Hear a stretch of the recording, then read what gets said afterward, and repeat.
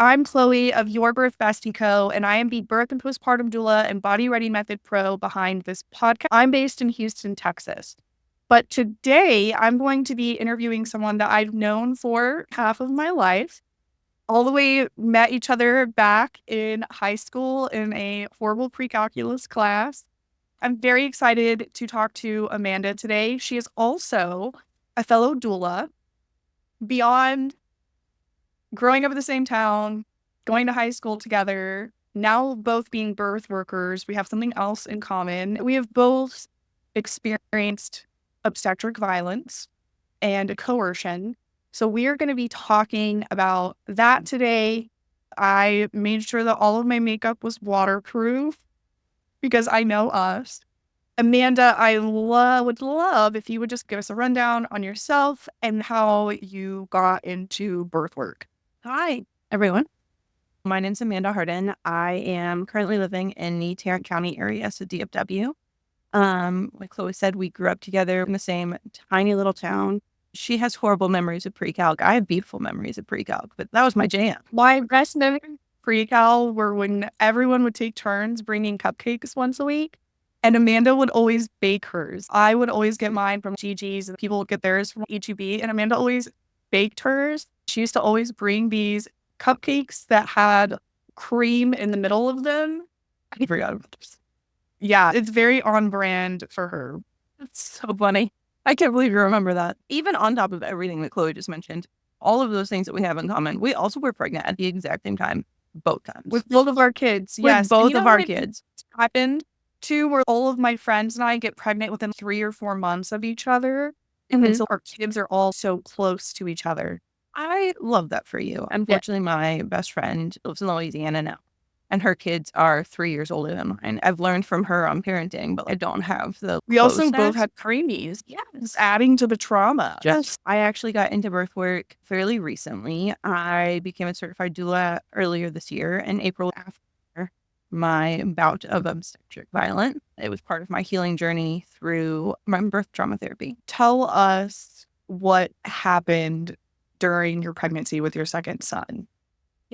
So I didn't even realize that my first birth had been traumatic until I and I'd had a truly horrifying, visceral reaction to just the thought of giving labor.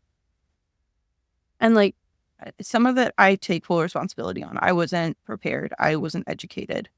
And that's on me. I didn't know any better. You remember the 2021 pregnancy with the COVID policies and the no one else is allowed in your room. In birth classes, bad. Nothing. And I feel you, like, at the end of the day, my birth trauma was caused by the shitty doctor that caused my birth trauma. But at the same time, I did not get educated, which would have prevented a lot of what I went through. So exactly.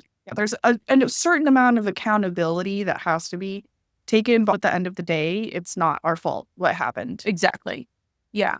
And I've had a coworker, she was 3 months ahead of me in pregnancy with a kid that, just my fears and what I was terrified of. And she was like, you know what? I gave birth to my first son at this birthing center. It's like 10 minutes from you. Why don't you check it out? Maybe it's not for you, but maybe it is. I was open to anything at this point. When you brought up birth center, we were so new to DFW when I found out. Yeah. His chiropractor had recommended an OBGYN and raved about this guy in Grapevine. So we drove all the way to Grapevine to go see this man. And he was so dismissive of me the entire visit. He only talked to my husband and my son, Hayden, who was like 1. He even doing the vaginal ultrasound, didn't really make eye contact with me. I was so uncomfortable. And we left that visit. It was weird. Experience, yeah. And we talked about how I had Coombs with my first, which is where you blood share in the womb, and my blood type and my son's blood type. I talked about the nerves I had around that and being scared that it would happen again because my husband's blood type hasn't changed. Mine hasn't changed. So the odds are that it could happen again. But he was so dismissive of it. And so we left that appointment. We got lunch and I was like, we're not going back.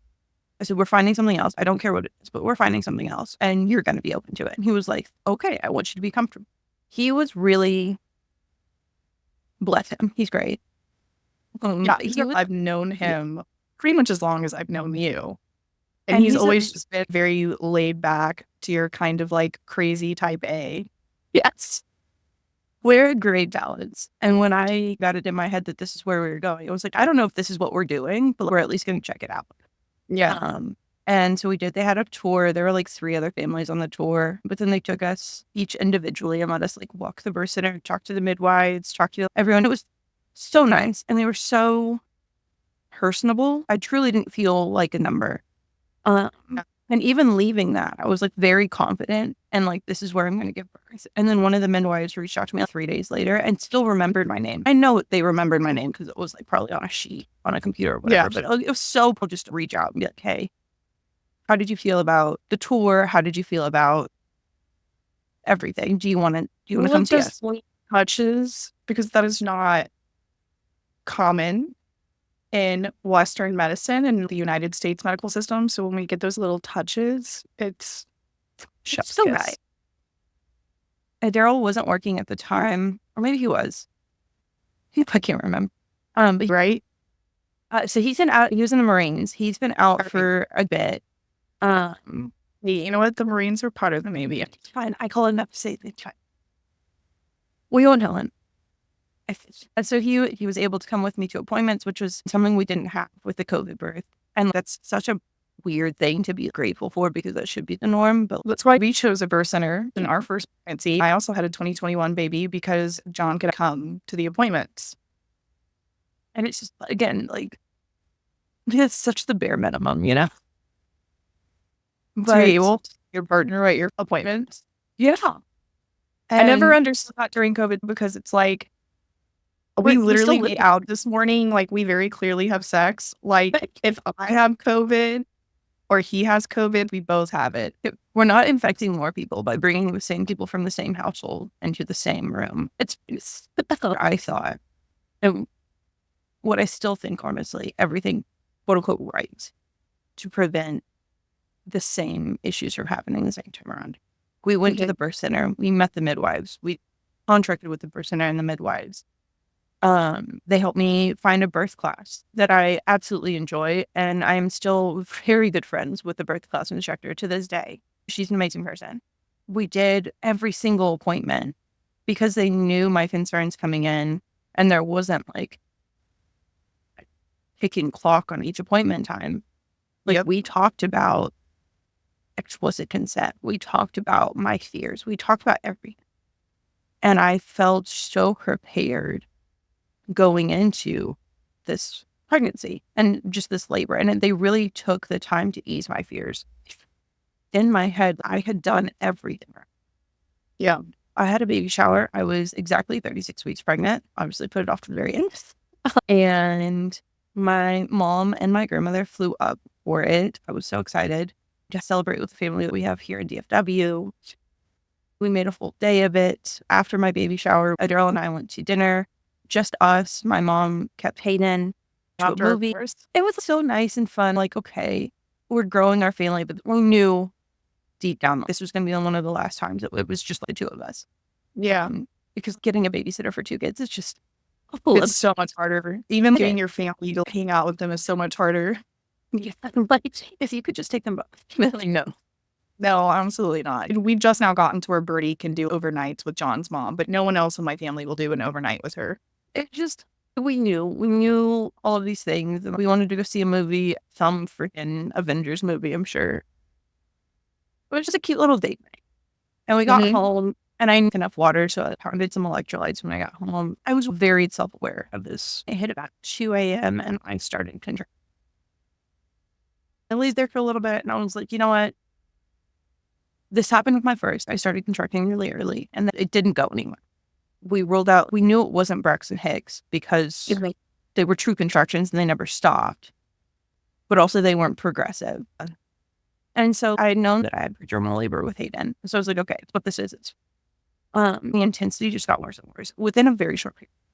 Like 20 minutes go by and I'm contracting every 4 minutes. They're lasting a minute, if not longer each. And I am in so much pain that I'm crying and screaming. And so we called the midwives. And a fun fact about birth centers, you cannot. Texas at 36 weeks. You They're- can't have your baby birth center in case they need CPAP. They're legally not allowed. And so we called the midwife. Emily was on call that night. She's a saint. She was like, we've got to go to the ER. I hate to do this to you, but you have to go to the ER. You're going to get there. You're going to tell them we're stopping this labor. We're doing whatever we need to stop this labor. Your baby doesn't need to come yet. You're 36 weeks. We need to keep cooking. We need to do whatever we can to chill this out. Because what we did at home, I was pounding water. I was walking. I was doing all the things that you're supposed to do.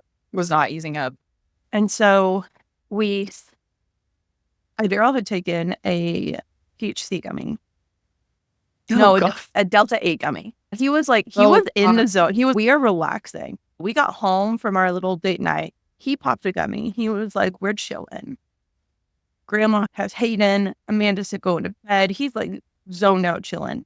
Apparently that kicked in right as my contraction started. That would be something that happened to us, that John would take a big old rip off his pen and then an emergency would happen. And he's already moved so slow anyways, it would kill me. It would kill me. He was just so out. And like, I can laugh about it now, but I was so angry in the moment. Oh yeah, I can imagine. I feel like you and I are so similar. And so I would literally be like, stop being so fucking stupid and hurry the fuck up. That's literally what I'm saying. I remember screaming, like sitting on the toilet screaming because I was in so much pain. And he's very slowly typing into a search bar in Google, even though I had saved the number in his phone at our 32-week visit. I'm like, if you don't give me the phone so I can talk to the midwife much, like, I'm going to hurt you. But he was so out of it, so he had to sit in the back seat with me. And my mom drove us to ER. I know. It could have gone so poorly. But even then, I love my mother. I do. But she panics. Yeah, like I would be so happy that she was there, but so we had pulled it up, or the midwife, Emily pulled it up and was like, hey, okay, there's a medical city like 5 miles from you. Go to medical city. So we get in the car, we type in medical city into my mom's phone to maps because she doesn't live in UFW, is terrified of medical. Her phone takes us to Medical City, Fort Worth, which I didn't know any better. And maybe that's something on me that I should have researched, but at no point did I think this would happen. In fact, Medical City, Fort Worth, they do not have an L&D department. They do not have an OB on call. They do not have access to an NICU. And no one there at any point is trained in obstetric care outside of general rotation. What they did in medical school. And so I shouldn't have been on at no point. Someone there should have stopped it. I mean, like, hey, we can't. The hospital's 10 minutes away. Like, we can't treat you. Just drive with you. Or transported you. No one did. No one. And so a lot of the things that I remember make sense knowing that. Like, I walked in, it's like 2:00 in the morning. I'm screaming about how I'm 36 plus 1 and I need my labor to stop. And this poor little boy, obviously he didn't indulge, like a small man, is sitting at the counter, eyes like this big and being like, I have to go get a manager. And I'm like, put me on a bed. Yeah. Here. And so, like, I think he had the right idea, but like a nurse came out, got me, they pulled me to the back. They were super dismissive of both Daryl and my mom. My mom has the midwife on the speakerphone from the minute we step into the ER. They told my mom that she wasn't allowed in the ER room with me, even though it wasn't even a room. They just pulled a sheet around me. Yeah, like a triage. They made her sit by the nurse's desk, which was horrible. They took me back, stripped me down, put me in a gown. I am just standing there chanting over and over again, this is my name, this is my birthday. I'm 36 plus 1. I need my labor. I'm not having a baby tonight. It's just repetitive over and over. And so no one, I think maybe they thought I was consenting to a lot of things, but immediately an IV is put in my arm. I'm hooked up to monitors. They're checking everything. Then I start to come out of whatever haze I was in and realized that they're making jokes between each other about how I'm the first L&D patient I'm the first pregnant person they've ever touched. One nurse comes into my room, brought my mom because I'd asked for her, and made a joke to my mom about how she had been considering transferring to L&D care, and she was going to take this as a sign that she should. I was like, I don't want to be your sign. I don't want to be your patient. Don't touch That me. does not instill confidence in me. A resident came in at one point and said she had never touched a pregnant person outside of what she did in medical school. And I told her I didn't want her to touch me then. Obviously, you have to learn by doing, but you're not learning on me. She patted my leg and said, "It'll be okay, sweetie."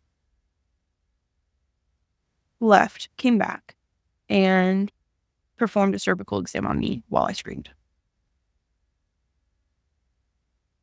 And those are those, again, Adderall and I know, your first episode was so healing for me because just the interaction between you and John. Adderall was so out of it, sitting in the corner, not helpful. My mom keeps getting removed from the room, so she's not able to help me. She has the midwife on speaker. Even the midwife, weeks later, was like, "I heard you screaming. I can't believe they still touched you." And it's not even obviously the doing it without consent, but it's the doing it without consent when you have no experience touching pregnant women. No. And even, I think what was even worse was I felt humiliated. I felt so, obviously, unheard. They had a nurse hold me down by the shoulders. She held my legs open and tried. I'm going to say tried because she didn't perform a proper cervical exam. She actively said in the moment that she had no idea what she was doing. She pulled her fingers out of me and was like, "Well, I think it's a 2. I'm not actually sure." I'm like, then why did we proceed to do it 6 more times that night? In a 3-hour period. Which is disgusting. All of the complications that can happen from having that amount of cervical checks, we're talking infection from labor stalls, which, you wanted labor to stall, but in a normal labor, we wouldn't want that. On top of the fact that she had no idea what she was doing.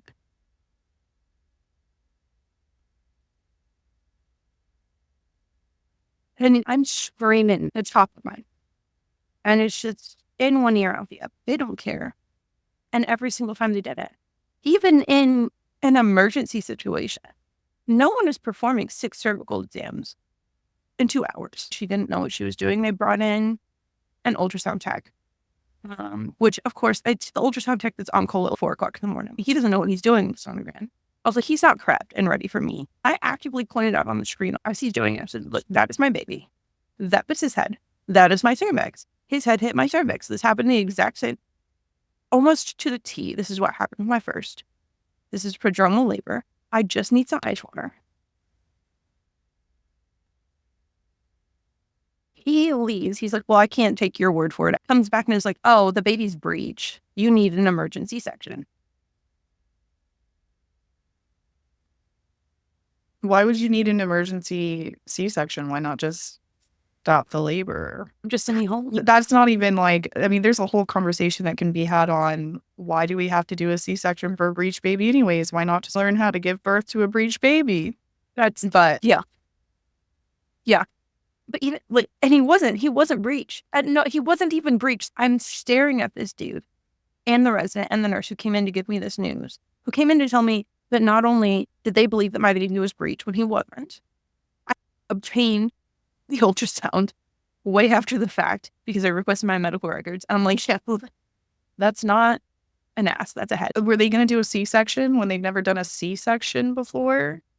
They came in to tell me that they were going to take me back to theater, that they were going to have a general surgeon perform the cesarean on me, and that was what was going to be best for me. And I was like, in what way, shape, or form is that going to be best for anyone? Genuinely, why are we doing this? Why is that your first thought? I'm not in distress. my baby's not in distress. You keep checking his heart rate. It's fine. I know he's not breech. He's not breech. I can tell you that. The only thing that's wrong, my blood pressure, even without everything else or with everything else, my blood pressure was fine. I was very proud because I'm usually screaming and crying, but my blood pressure readings were exactly. I don't have a fever. I'm not sick. There's no reason to do a C-section. I requested AMA papers, and I told the nurse, if this baby is coming, which I don't think he is, I would rather give birth on the side of the road with my high-ankle husband and my mother who's panicking than give birth in this place, than have a baby in this. They had wheeled in one baby bed that they pulled out of a closet somewhere, and they wheeled it in and joked with my mother how they had never plugged it in before, that they didn't even know how to turn it on. My mom had to turn it on. Like, just so many things. You made your intentions very clear that you wanted to stop the labor. So why are we wheeling in a warmer? Makes no sense. I need fluids. I'm going to take fluids whichever way I can get. They were like, no, you can't have ice water. You might need a C-section. And I was like, we're not doing a C-section. We're stopping the labor, which means I need fluid.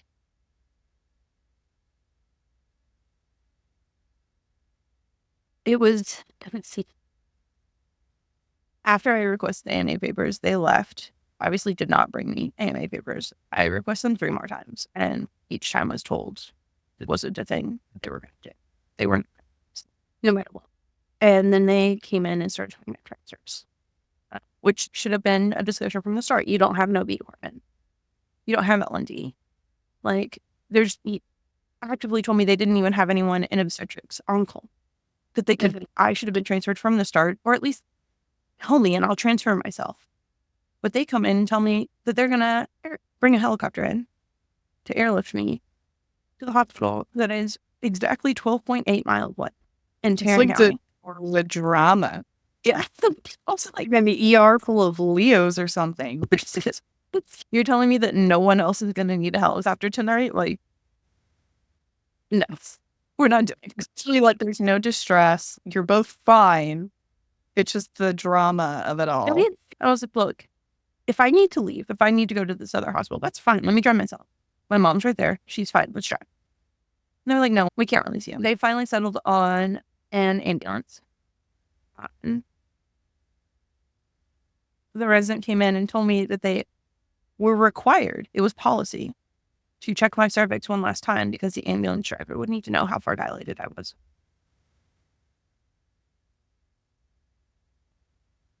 So they did. Checked my cervix one last time, just for funsies. Turns out she still didn't know how to check a cervix, so she still wasn't beneficial for anyone.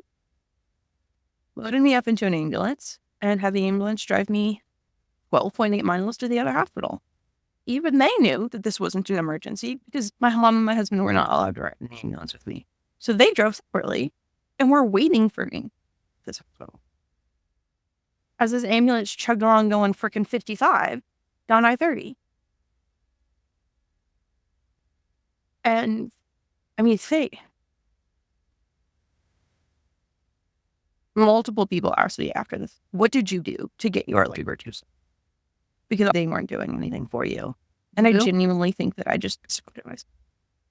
Yeah, that's because this happened to me too. Like during my induction, after my assault, I was progressing so well, and then the assault happened. And not only did my labor completely stop, but I went from a 6 down to like a 3 or a 4. And that's just what our bodies do. Because, I mean, my family has cattle, and those cows like to go find a place that's like secluded and quiet when they're ready to give birth. If an animal feels like they're in distress or they are not safe or that there is a predator nearby, their labor will stop, and it will not start up again until they feel safe. Humans are animals, and that is exactly what happens. If we don't feel safe, we feel like there's a predator, in our case, it's a shitty resident, then we are not going to progress in labor, and our labor will stop. And that's, I think, genuinely between me telling myself, laying on that hospital bed with everything that was happening. Because at one point you just disassociate, you know? Yeah. Like if they didn't listen to me screaming no the first time, the second or the third, like they don't care what I have to say at that point. And I have to go to a place in my mind, I'm safe. And so I genuinely did. I disassociated for most of the time that I was there, anytime that resident walked in, because I knew the resident and the 2 nurses on my staff didn't care. They were there to do a job and get home. And that's fine. Until I can do that in my day job, I can do my job and go home. But with medical device recalls, it's so impersonal. Being a nurse, being a resident, you're dealing with people. I think the day that any of your children is born is one of the biggest days of your life. You think back to the day that your child was born, no matter what. And then for people to be so jaded and not take like every single person you're touching, that is the most important day of their life. And you have the ability to make or break it. I know that you've worked with doctors and nurses too, as a doula, who literally just don't give a fuck. They are so jaded. They don't see birth as this wonderful, beautiful, majestic thing. They just touched so many babies, or they're so jaded, or they're so burnt out. They are not giving women the care that they deserve and the tender, loving care that they deserve. It was such a mess. We got to the other hospital. We walked in and they asked if I was still having contractions. And I was like, no, I stopped them. And the ambulance on the way over here. I'm not contracting. I'm not having this baby tonight. Even if you guys are different from what I just experienced, I'm not having this baby today. They gave me some water and they gave me some like graham crackers. And they reviewed my notes and they're like, oh, that's so weird that they were going to try and do a C-section on you because that came with the transfer notes. They were like, oh yeah, your baby's not breech. He must have flipped in the ambulance. I said, I have 36 weeks pregnant. Which, you know what's scary is if a baby flips like that very quickly at the end of a pregnancy, that's actually a red flag and that's a concern. We would be very scared of a prolapsed cord. So for them to just be like, oh, maybe a baby just flipped in the ambulance, like, what? Like, that's scary. That's a red flag. That's a concern. I was laying on a stretcher. He didn't move. Neither one of us moved. We are just chilling. We are so out of it right now. We're not moving. I promise you he didn't flip. And they sent me home at like 4:30. I remember getting home and being so confused that it was only 4:30 in the morning. That because all of that rest. It had felt like a week had gone by, genuinely. So really and truly, that's like 6 cervical checks in an hour. And it was, I was so exhausted. I was so out of it for days because it felt like I had genuinely lived a full lifetime in the span of 2.5 hours. I remember we slept. I mean, granted, sleep had been interrupted, but I remember we didn't even wake up the next day until noon and sat around a table and just looked at each other with like, did that really happen? Did all of these things genuinely just happen? Because it just didn't seem real, you know? I think it was a day or two after it happened, you messaged me and you were like, I'm pretty sure what happened to you happened to me the other night. And then you like described the situation and like my stomach fucking dropped. Cause I just like, obviously I know people go through this because I've been through it. Yeah. Until here it happened to someone I care about, made me sick for days. And then I felt bad because I feel like I didn't reach out as much as I could have or should have afterwards, but it just made me so sick to think about. And I love that you bring that up because we got home and the next day we just kind of sat there. It was weird. We went to dinner and my mom started rationalizing things in her brain. We had called my dad and he was like very confused. And he's like, I'm sure that like everyone was like, oh, you're like, they did the right things. I'm sure they did the right things. It's the medical system. I'm sure. I do live in a family that's very trusting of doctors. And like, it's just our culture. There is an implicit trust that goes into our medical system that shouldn't, honest to God, not be there. They don't deserve that. And I pulled up your Facebook and scrolled all the way back.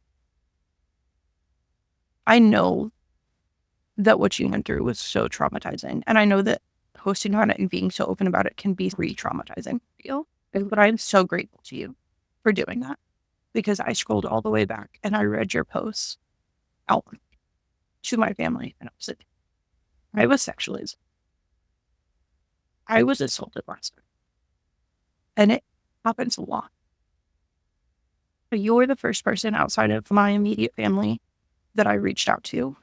Maybe you feel like you didn't reach out enough, but you gave me all of the tools that I needed. I went to my next prenatal appointment with all of the information you had given me and was like, I need to do something. So I got my doctor fired. She cannot practice in the state of Texas ever again.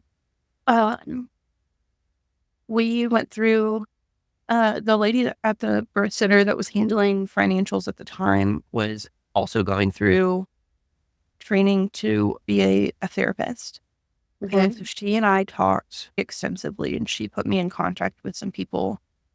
The midwives, requested all of my medical records, and they had to do it twice because what they sent was incomplete. It's disgusting.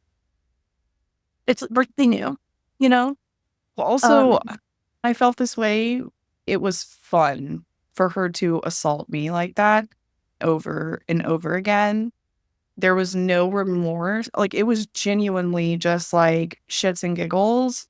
I don't know that on my end, I don't know that it was funny for her or fun for her, but she was definitely using it as I was her own training doll. Every single time she was like, oh, I'm getting better at that. And I'm like, you're not. You're genuinely not. I gotta be honest. It's just terrible. How did your family react to you saying that you had experienced sexual assault? They didn't agree. My dad was like, I don't think we can call it that. And I was like, no, I think we can. Like, someone put their fingers in a very private location. Yeah. What else would it be when you are literally saying, no, you are not consenting to this, and then someone is ramming their fingers inside of you? Like, what else is that but sexual assault? And why does it magically become okay when it's a doctor? That's what I said. If this had happened anywhere else, like if I was not in an ER, what would we call this? And they were like, sexual assault. I was like, cool. It's still sexual assault. I don't care that I was in an ER. I don't care that it was a woman. I don't care that she's supposed to be a doctor. I don't care. It's still assault. Yeah. And when nothing happened, I had 0 signs of labor from the day I got home until 3 days before I gave birth to my son, which was wild to me because I had prodromal labor for weeks with Hayden. Yeah. And had fully expected prodromal labor with Noah. We just got real comfy and pregnant. Yes. And I remember sitting down. He was probably traumatized. I was like, we're not doing this then. We have started trying to find Gracie a somatic processing therapist that specifically focuses in birth trauma. Because like my therapist and my other friend my good friend who's a therapist feel that is at the root of a lot of our issues. I remember sitting at my 39-week appointment with my midwife being like, I genuinely didn't expect to have this long. I mean, Hayden was born at 36 and 3. He was a preemie. I was in the ER with contractions at 36 plus 1. Midwife Ashley held my hand. We read through the very limited notes of my note, which at no point said that I didn't consent to anything. At no point said that anything was done to me that I didn't agree with. Certain things were just completely left out, which, like, of course they were. They're not going to chart that I'm screaming no. As someone in nursing school, they tell you, and as a midwife's assistant, because I chart, they tell you chart like your license depends on it. So it's like you're not going to chart that the patient denied the cervical check, but you did it anyways. And so we sat down, we read through it. I filled in the gaps of like what was missing. And he asked me if I wanted her there whenever I called to report. And I was like, you know what? It's going to be a long process. Did I know that I'm you- going to lose my mind, but I think it's What was the process that you took to report? so I Because started I with reported to the hospital and then I reported to the medical board. I started with the hospital, and I started with the hospital. I tried with I, you were like, what do you want us to do about this? You were in the hospital. And I was like, this is sexual assault. But the San Antonio Police Department is notoriously horrible when it comes to sexual assault cases. So I wasn't surprised. when you told me that you tried to report to the police and they didn't do anything, I knew it was going to be re-traumatizing enough, spelling out everything that happened to me. So I was like, we're just going to go straight to the hospital. We're going to cut to the chase. And I called to report to the hospital. I was on the phone with that woman for again an hour and a half, just bawling my eyes out. I imagine her job sucks. Like, just the last thing she expected was to get a call from me at 39 weeks pregnant, screaming and crying about how I was sexually assaulted. They don't have an LNC department. They should never even see me. She made that comment multiple times on our phone call. Like, why were you here? And I was like, fate, man. Like I didn't plan to be. And even at the end, she talked to me and she was like, well, aren't you just so glad that we did what we needed to do to take care of you and baby and that you and baby are safe and healthy now? I said, nothing. You traumatized me. Me and baby are healthy and safe because we left your hospital and he's still cooking. Yeah. And she was like, wait, what? You're still pregnant?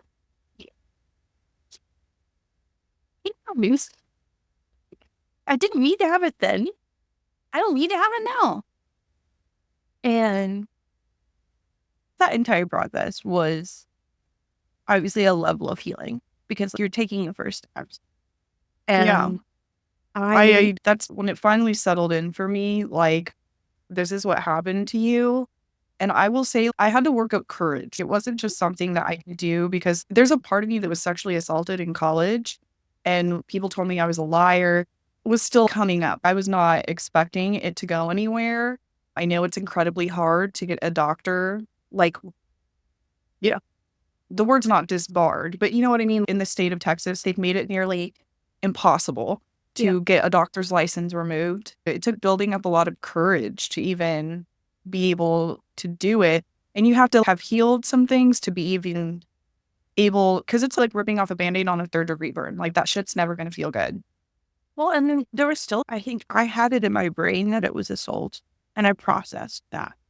But being assaulted prior, not in a medical setting, they felt like two separate events. And so it almost felt wrong to call them sexual assault in my brain because they genuinely felt so different. It was really hard for me to rationalize. My hospital assault and my sexual assault in college were so similar.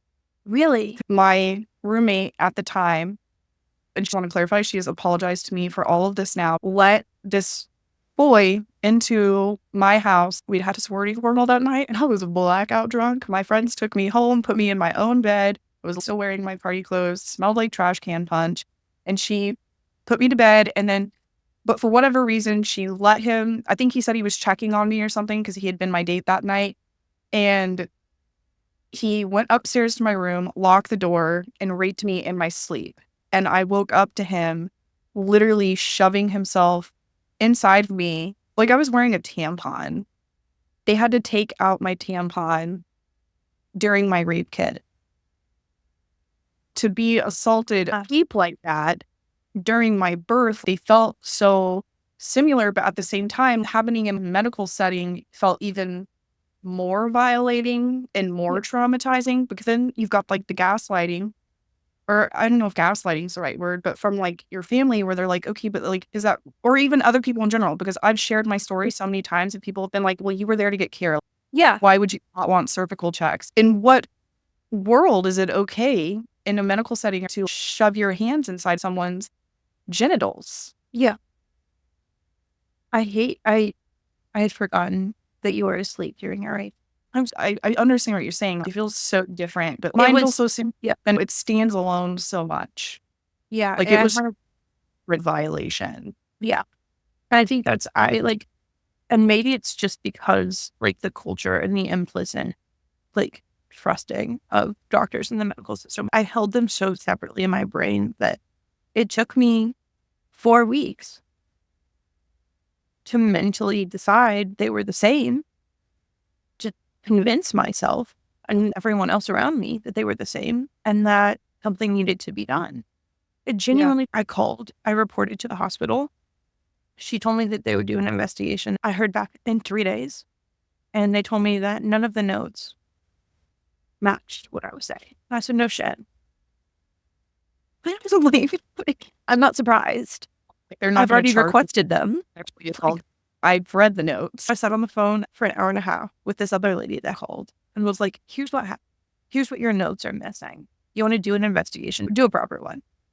Don't just read the notes from the night and then call me like that bitch. Yeah. And then they didn't even have the decency to make it the same person. No. So you have to like reshare getting sexually assaulted over again with like someone whose goal or like who's there to like protect the hospital. So they're like gaslighting you the whole time.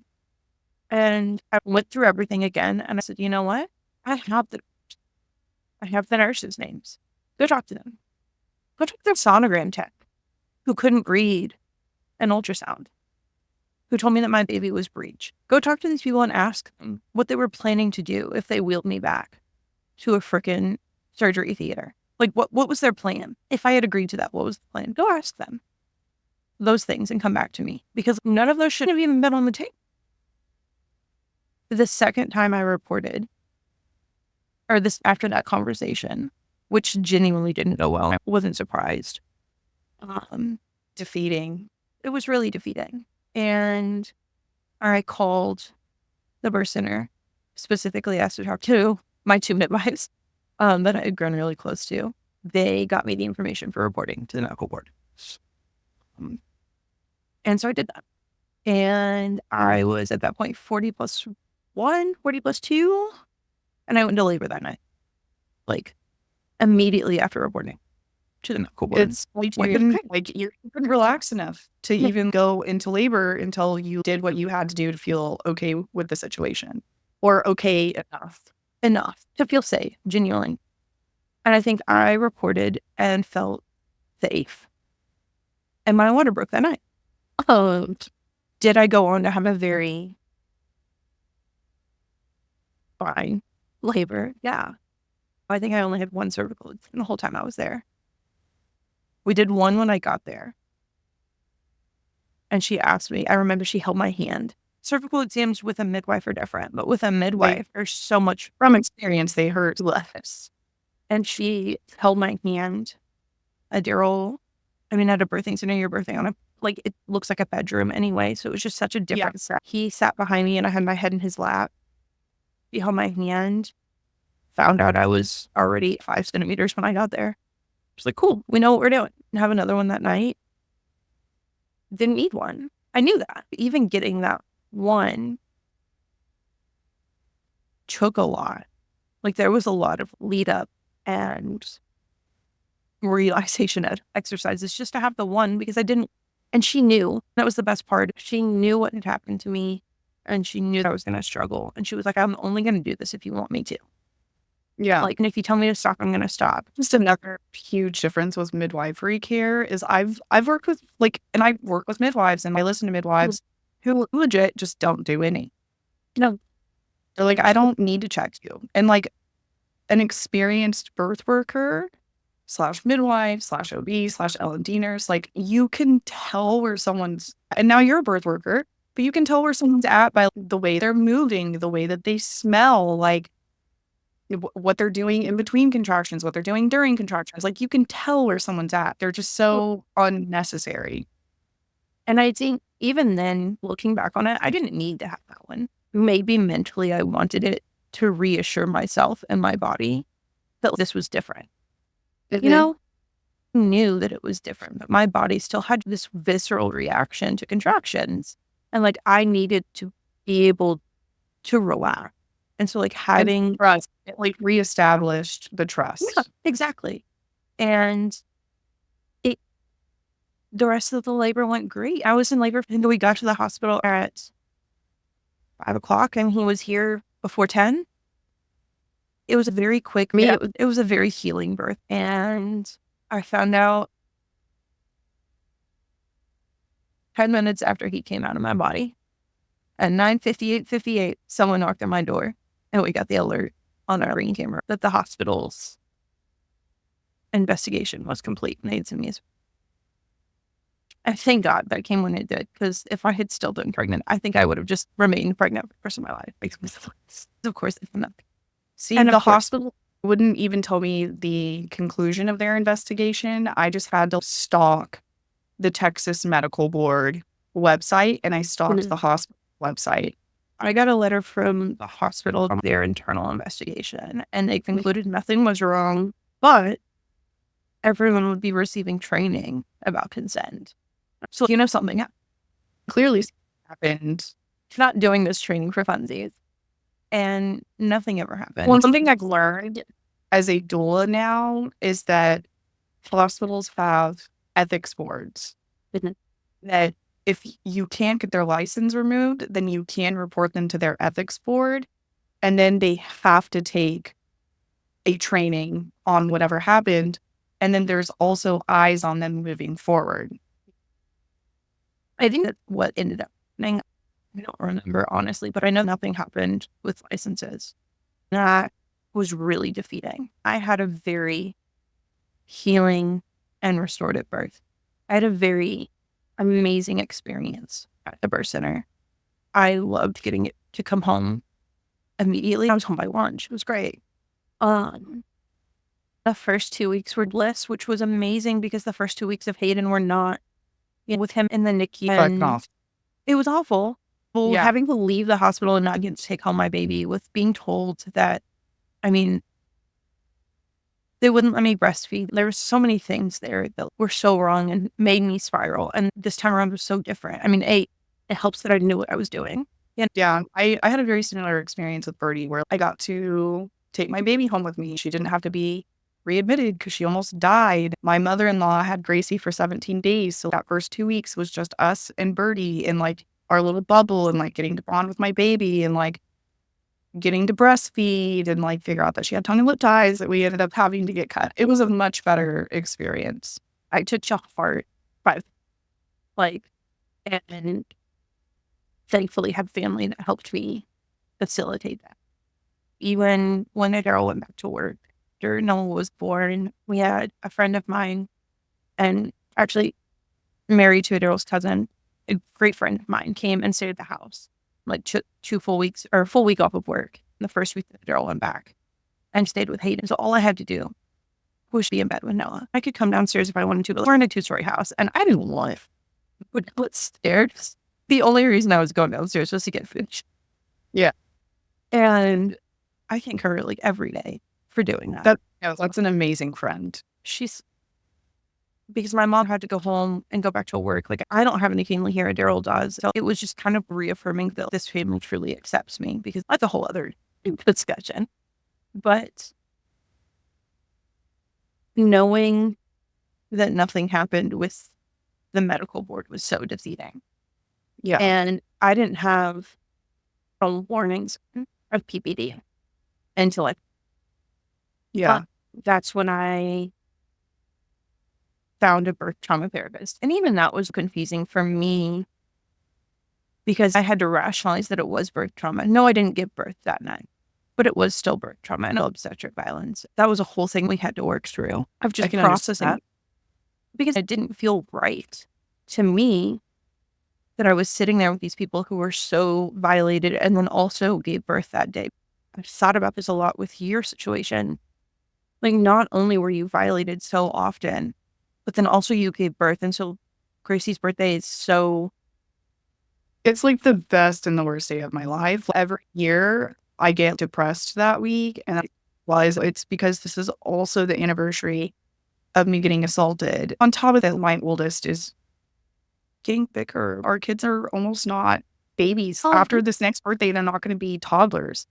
I get more upset about Gracie growing up than I do Birdie. And I'm with you. Preschool is closer, and kindergarten is closer than when they were born. I told John after this next birthday, we have 1 year And then we have an elementary school student. That's not, how am I supposed to do it? But yeah, I can understand how that would be really complex and having to work through that, because you're right. It's like the best and the worst day of my life. They're just lumped together. And I think a lot of it was on me because I was telling myself that I didn't belong there. I was telling myself that we just weren't on the same plane, that what they went through was so much worse. I still feel that way because, like you said, it's the best and worst day of your life because of these actions. And I just had the worst day of my life. My best day came later. That's just on me. No, I'm not agreeing or disagreeing with you because I feel like your feelings are valid. And to me, it is birth trauma, but it's just different. The way it was sustained is just very different, you know? Yeah. And so part of, like, because I'm type A and because I latch onto things and get obsessive about things the way that I do, through therapy, one of the things that was very healing for me, I don't know why, was to look at statistics of Tarrant County. Yeah. Finding out that a majority of the hospitals and birth centers here in Tarrant County don't report their statistics was really frightening. It's actually really scary to get on Leapfrog, which I know you're probably familiar with now, but to get on Leapfrog and a major hospital system is not reporting their statistics, where is the transparency? How are people supposed to make informed choices for their healthcare if you're not even reporting your statistics? If you go on Leapfrog and you type in my zip code, there is one hospital and one birth center within a 30-mile radius that reports. Guarantee you there are more than that. It's scary. Because DFW is so birth center heavy. Oh, yeah. So birth center heavy. There are so many, even post-birth, there's so many things that happen with the birth center that I gave birth in. And Dallas is kind of a shit show right now with the organizations that are getting together to try and limit access to midwifery care in Dallas. Yeah, and there's been some really crappy things that happened in the past year. There was a baby born at a birth center in Dallas that carried the same name as the one that I gave birth at. That baby died 2 days later. And they deemed it due to some things that happened during her labor. I don't know if that's the official cause of death, but that's how the mother feels. And her feelings are very valid. There were a lot of things happening at that birth center. The midwife, the student midwife, she wasn't even fully licensed yet. She should not have been working up her solo. Like, that's just illegal. But she had been working for like 3 days straight. She had been on call for 3 nights straight, and she was working solo. And that's how they were running that birth center. And that's caused a slew of other things. That birth center is shut down. The birth center's not even reporting their own statistics. I always tell people, a provider who is proud of their statistics is going to have them readily available, and they're going to be showing them off and talking about them. That is going to be a selling point for them. Whether it's OB or a midwife, if they can't provide you with any kind of statistics, that is a red flag.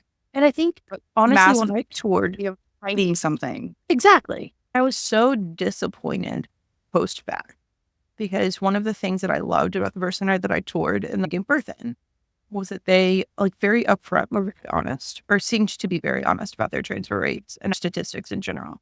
They reported a 3% transfer rate. But then finding out on Leapfrog that they didn't actually report, and through investigations because of the Dallas birth center, that the transfer rate was closer to 34%. Like, had I known those things, I wouldn't have chosen. Genuinely, I just wouldn't have. You still talk to your midwife, though, don't you? I do, and she had since left birth center. I feel everyone left that birth center very shortly after my 6-week visit came, and the midwife that delivered Noah drove in from out of town to see me for my 6-week visit and told me during that visit that she couldn't say much because she had signed an NDA. Yeah, the Dallas birth. It's so bad. I mean, really we talk about it in our Houston Midwives Alliance meetings. Like, that's what's going on in Dallas right now. Crazy. Yeah. And I'm just going to say it. a lot of the issues that are going on in the Dallas birth centers and with the midwives are because Dallas is so conservative. And these are do or die, like, God, Jesus, take the wheel, like, everything's going to be fine. Everything's magical. Birth is magical. Nothing ever goes wrong in birth type of people. And why I don't work with a lot of midwives like that. There was a lot of like, I remember talking with one of the midwives and they only saw her once and I never saw her again. But she was like, when you get into labor, you just have to remember that through all things, God will make this possible for you. And I remember in labor being like, I gotta be honest, I'm doing this. This is me. Like, I love that for you. I love that you got through it, that helped you. It's fantastic. Yeah, and everyone has a different coping mechanism, right? But I was like, that irks me when people automatically assume all doulas or midwives are heavily religious when we're not. That's why I always tell people, hey, if you want someone like me in Dallas, Amanda's your girl. Well, I know you talked earlier about how like being in therapy and the idea of becoming a birth worker was very healing. So how did that come about? While I was researching, Because you didn't tell me. No. You just followed me on Instagram and I was like, is this a man? I found out that United Way of Cherokee County was doing basically the same thing at the same time. And coming back with horrifying results.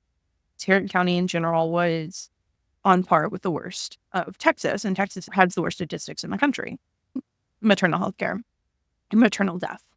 And our United Way has a very liberal branch called Trust Her that is providing free birth control to members of Dallas Fort Worth.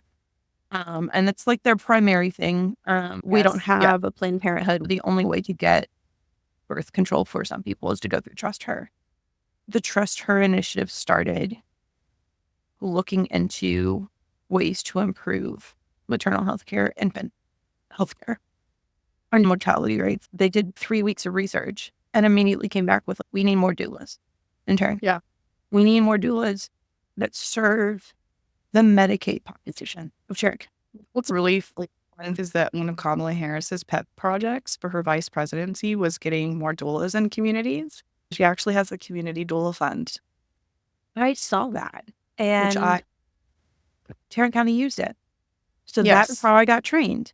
Tarrant County had a community doula program and offered training through a lady named Yenny, who lives now in Houston. She's doing the same cohorts in Houston now. You had to apply and they only accepted a certain number of people. But I was one of the 30 chosen for the first cohort. At the time, Daryl and I kind of tossed around the idea, but it was really hard. I am the breadwinner in my family with standard work. And like, and then you have a little baby still. At 9 months, I did my first birth, but it was rough. And there are a lot of things I was like, okay, well, I can't stop working my day job, but I want to do this. What are we going to do to facilitate this? And then, like, I want to say it was a week after we had that conversation. I was invited to apply for the cohort just because I could messaging people about stacks. They were like, yo, look, come to the class. I got accepted and it was a beautiful training program. I really enjoyed it. Yenny is it wasn't a doula training, if that makes sense. It wasn't you're not allowed to advocate. You're not allowed to use a rebozo. You have to be nice with the doctors and be their best friend and bring them donuts. I know exactly what you're talking about. But it was also very inclusive training. So like we use a lot of inclusive language, which isn't something that's prevalent here. And I wish people that Midland use just a mini Dallas. It is, yeah. The mentalities are the same. But I did my training through there. Took me a couple of months to decide on what I wanted to do and how I wanted to do it. I got a grant after my training was done from the Trust Her organization to be able to take on Medicaid class. Because, of course, Texas Medicaid doesn't cover doulas. That's like a whole other thing that just fucking kills me is those Medicaid doctors are awful. So it's like these women that are already at a massive disadvantage and then they have a Medicaid doctor who's fucking up. And I knew, like, because I've been in, and I was so engrossed in the birth center world with my pregnancy, and I met so many doulas with my pregnancy, like, there are a frightening majority here that only serve birth center births. Mhm. I get it. You got to protect your peace. As someone who's been a victim of obstetric violence and has my own birth trauma, it's fucking hard sometimes. Sometimes I Yeah. leave births and I cry. At one of my last births, they did a cervical check on her without her consent while she was passed out on Ambien. I called my husband and I was like shaking. It's hard. Like, you've got to protect your peace. But the way I looked at it is Because also there's women that they can't need afford help. a birth like birth. The women that are most at Need to risk, the help the birthing most. people, the birthing people that are most at risk in this area are not the ones that are contracting with Gentle Beginnings Birth Center or the birth center of Fort Worth.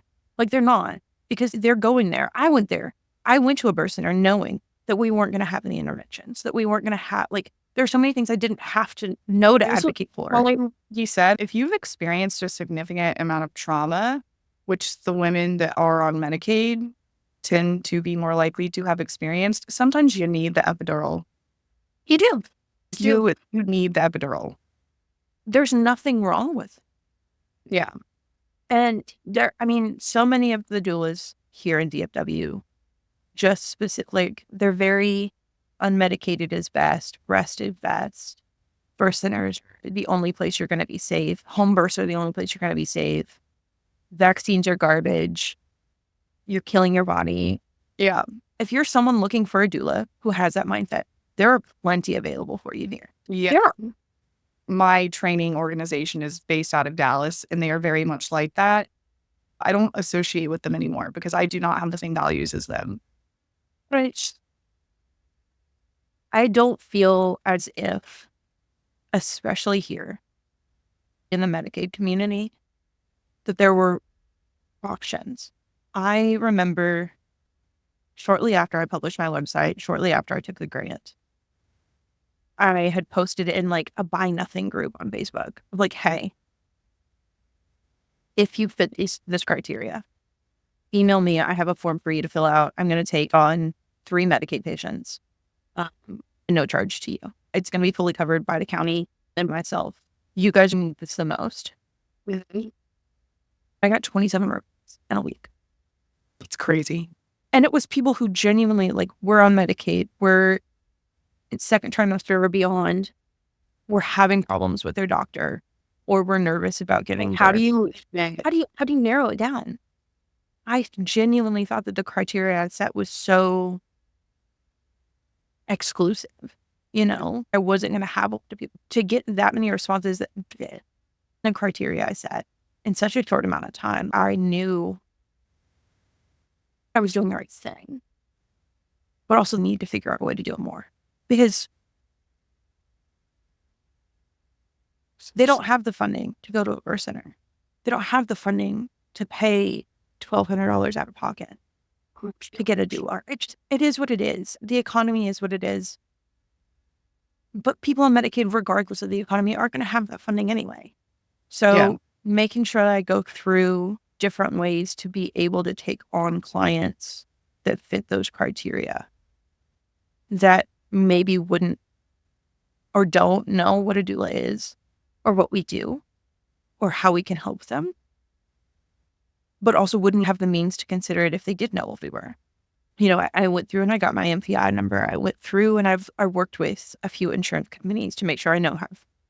But people who do have private insurance, I've gone through and I'm getting my credentialing through our network, which helps cover Medicaid through United Healthcare, the whole contract through that, which obviously not everyone does, but, like, trying to do the things make it more accessible. to make it more accessible. Even Be Her Village, I don't love the idea of, like, pregnant mom having to ask her community instead of buying me diapers, put money in this doula fund. But, like, doing whatever I can to make it more accessible. In some ways, you're right. Like, half the shit I got for Hayden, I don't think we ever used. But I genuinely could have used a lactation consultant. Or help paying for a tongue and lip tie release, or so expensive. for no reason. The fact that that wasn't covered by insurance is painful, especially with all the issues it causes. Okay, so I'm going to ask like two like last like follow-up questions. So let's make sure we stay on topic, and then I'll ask my last questions. As doulas, we advocate for others during pregnancy and birth. How has your obstetric violence experience shaped how you advocate for your clients? the main thing is through prenatal visits, I preach informed consent always. Mhm. And I know you do too. And it's something that not a lot of clients I've had realize that they can ask for consent to, like, of course you can. Knowledge, using brain, using informed consent are two of my biggest things. And the number of interventions that I have stopped in my very short time just using brain, and it's insane, really insane. But those are the things that I preach in my work. Is truly focused on informed consent. Start, but yeah, those are my two. I mean, outside of all the training, my rebozo, diffuser, labor comes, the peanut ball, all of those things. I think those things are amazing and are great. And obviously, training is fantastic, and everyone should have it. But making sure that I can teach a birth class to my clients that educates them on what the different induction levels and methods are. What are the benefits and risks of each one? When are we going to pull them out? When are we going to start considering them? When can we say no? And what are we going to do when we're put in situations where someone's pressuring us either way? For sure. One thing I always tell people is ask to take a beat. If you have a hard time standing up for yourself, or you're trying to process what's going on, and you look at the nurse or the doctor and you say, you know what, give us a few minutes to talk about it, or let me go home after this appointment and talk to my spouse about it and figure out what we're comfortable with, it gives you time to get out of that pressure cooker situation and like actually sit and like go through brain and like, yeah, and go through everything, so that when you come back, you feel much more confident being like, no, we're not doing that. Or, okay, you know what? That's cool. Let's do it.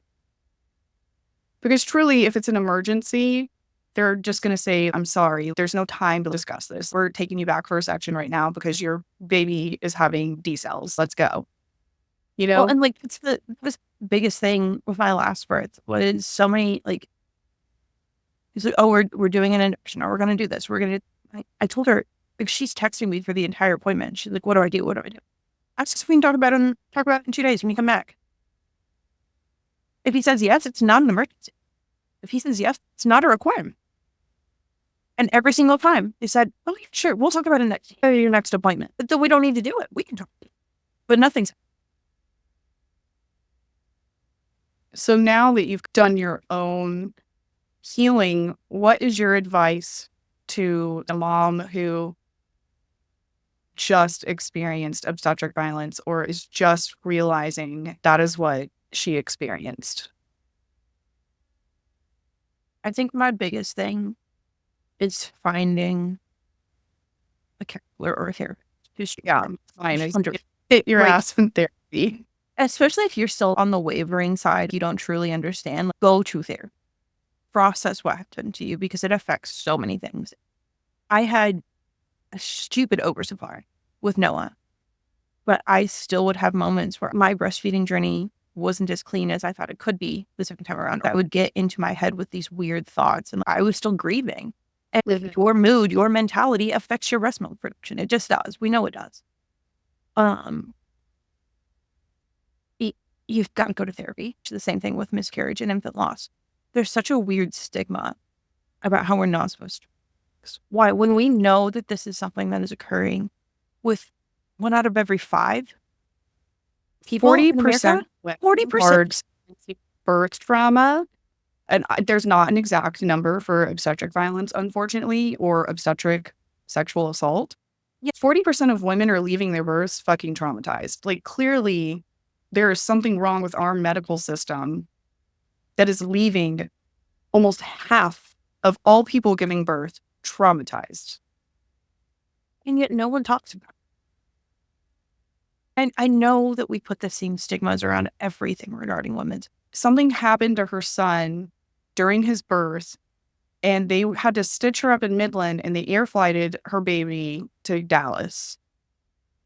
He was in the NICU. She's sitting there and she's telling us this story, and I looked at her and I was like, "Are you okay?" She broke down, started sobbing, and I was like, "You're the first person who's asked me if I'm okay. Everyone's worried about my baby, and you're the first person to ask me how I'm doing." I had a very similar experience with Hayden when he was in the NICU. It makes sense. Like, he's in the NICU. He's a preemie. Everyone is concerned with him. But no one, the entire time I was there, asked me how I was doing. No one cared. John and I are really good at doing mental check-ins with each other. The NICU is just a whole other experience. No one asked me, "Hey, Chloe, how are you doing? You just had your body sawed in two, and now you're literally sitting on a floor for 2 weeks on a diaper. How are you doing?" We had friends offer us Uber gift cards, which was nice, but I've never had a single person. Even when Birdie was in the NICU, I don't. My grandparents and like my husband was kind of it. Like the only people that were like, "Hey, like, how are you doing? You met your baby on a CPAP machine 3 hours after she was born. How are you doing?" No one ever talks about, no one checks in with you. And you're creating, truly, you have created a space. So I can speak from personal experience, but you're creating a space where we can have these conversations. But outside of you, where are we allowing women to talk about what happened? Where are we allowing birthing people? Knowing that 40% of people are walking away with birth trauma, knowing that birth trauma is so prevalent, almost 3 times as likely in the Black communities. I don't know if you saw the birth trauma inquiry in the UK that said that of the people that experienced birth trauma, over a third of them reported non-consensual cervical exams. Yes, that's happening in the UK. No, we can't directly relate it here. So genuinely, the UK has midwifery built into their system. They're in a better spot than we are in the United States. So that's still happening in a third. And that was the last birth trauma inquiry. Just relating that back to how bad it must be here, and everyone suffers in silence because no one wants to. I follow a lot of birth trauma accounts, and I talk a lot to those women who run those accounts, and I think they're doing great work. But birth trauma is so nuanced. If you experienced an amniotic fluid embolism, you are going to have very different birth trauma than us, who was sexually assaulted during our labors and our births. Like they're 2 totally separate traumas. So like we've got this large community of women banded together by this one thing, but our traumas are also different. Yeah. You know, it's on top of what we talked about earlier, where we had to have a whole discussion within ourselves and our families of, was this actually sexual assault? Birth trauma covers so many things. It's not like a niche, like, check this one box and you're in here. It can be so many different things. It can be the trauma from your baby being in the NICU. It can be the trauma from the events that led to your baby being in the NICU. It can be the obstetric violence we experience. It can be a prolapse cord not handled correctly, or a breech baby not handled correctly. So many different things fall into and birth trauma can even be something like you had to get the epidural and you didn't want it. Got stuck to the bed, and then you didn't get a vaginal birth because you ended up having to have a C-section. Exactly. Like there's so many nuances to birth trauma, but in particular to the obstetric violence, do you have resources that you would want to share with us or anything like that that helped you? So I have some links on my Instagram that we'll post with this video. For sure. If you follow the link on my Instagram, it takes you to a bunch of different things, but one of the links is specific for resources within Tarrant County. And the therapist that helped me, who's fantastic and also fully virtual. I help therapist when we move. Thank God, because I love her. And out to Kristen. And just the thought of like having to package up my toddler and my newborn and go to an office to like cry on a couch for an hour, it wouldn't happen. It took me a long time to even be able to really start with the therapist I have now, because I'd been on her waiting list for 2 years because I couldn't take Birdie to the appointments. And so I was having to scramble to find someone that would even watch my exclusively breastfed baby for 2 hours. I found a woman who worked after hours. So I had an appointment at 5 p.m. A girl came home from work at 4, would take the kids, run them around outside, and sit on the couch and cry in front of it. It was what I needed, you know? The financial advisor for the birth center that I worked at was training in therapy, did a specific training for birth traumas, which she'd offered to the community too. So I have her contact information on my links as well. And she's Brooke. Brooke was amazing. I mean, Brooke truly, like, outside of you, Brooke was like, here's a lawyer, here's the website to report, here's what we're going to do. I love her. I genuinely do. She's such a wonderful person. I'm so glad that she should do a joint post on steps to take if you feel like you've experienced obstetric violence. We'll do that. Expecting that. So if anyone wants to get in touch with you, like I said, y'all, I tell people all the time, I'm like, you love me. You live in Dallas. Amanda is your girl. Like, same political beliefs, same personalities. We're very straight, upfront people. Yeah. Probably a little bit on the spectrum. I know I am. 100%. So I always tell people, like, Amanda's your girl. But if anyone wants to get in contact with you, whether it's for services or to talk about what we've talked about today and have that space to talk about it, how do they get in touch with you? So my Instagram is popping off at Solstice Birthwork. My website is same thing, solsticebirthwork.com. I have a Facebook page. You can reach out to me on any of those forums. On my website specifically, there's a click to contact and all of those fun things. You can shoot me an email. My phone number is everywhere. You can reach out to me on any of those platforms. I think I'm even on Threads now. So look at any of those places. I'm also just like really, I try to stay very active in the community as well. So if you're in Tarrant County, you probably see me in one of the 1,000 mom groups. You're more than welcome to reach out to me on there too and just be like, hey, let's chat. And I'd love to grab a coffee with you and we can talk about all things, pregnant or not. I really appreciate you because I know it took a lot to come on and talk about this. It's still a little raw for you. I mean, it's still raw for me, and that was 3 years ago. Our babies are almost the exact same age. I really appreciate you, and I love you. I really hate that this is just another thing that we have in common. I hate that the obstetric violence is anything anyone has to have in common. Yeah. It is so wild still, though, that with all of the things we do have in common, like, it's just yet another tick mark on our list. I also know that it's something that's way more prevalent here in Texas than anyone will admit to. So I'm glad that we can have and all the good are leaving because they don't want to go to prison. Yeah. Again, thank you so much. I love you. I appreciate you. Love you too.